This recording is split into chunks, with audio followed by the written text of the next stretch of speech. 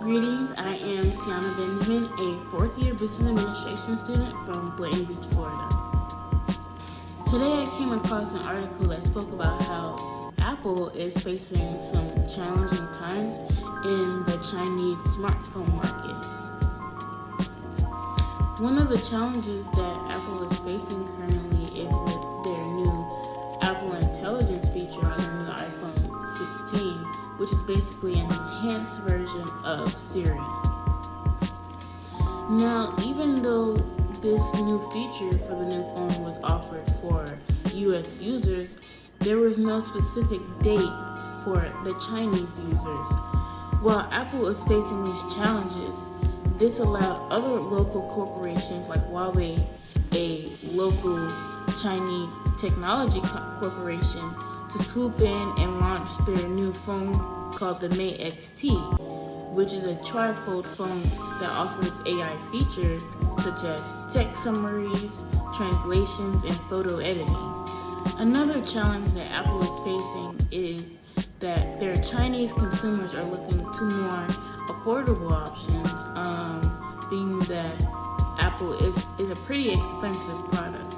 The people that were interviewed for this article stated that if Apple Intelligence isn't offered on the new iPhone for the Chinese consumers, they don't deem it worth the investment and will start to look towards more cheaper options that also offer the AI features plus more.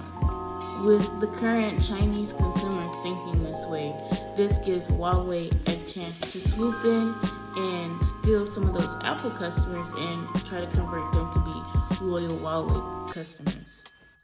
The article also talks about how some government agencies and state-owned agencies, iPhones are restricted in the workplace due to national security risks.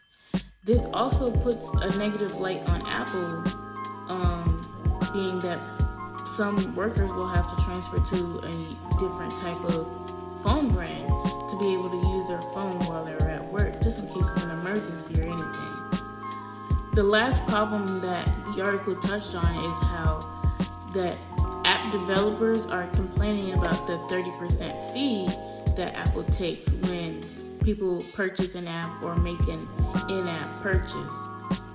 App developers believe that the 30% is too expensive, and lawsuits have followed previously because of this 30% fee. Now, with China being Apple's second largest market, while reading this, I'm thinking, well, maybe Apple can lower the prices for their phones out in China.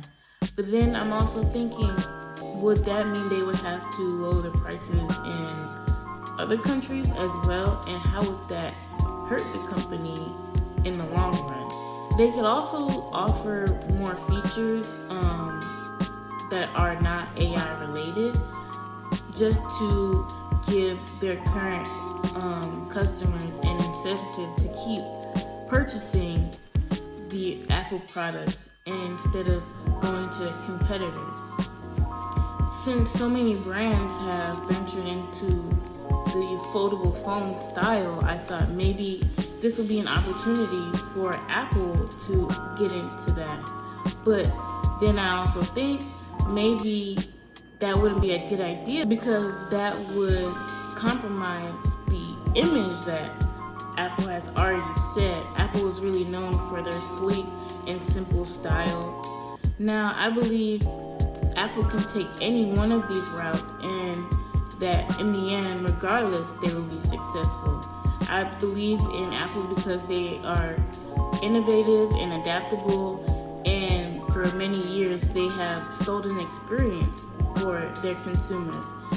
Having Apple products is a unique experience that nobody else can really duplicate.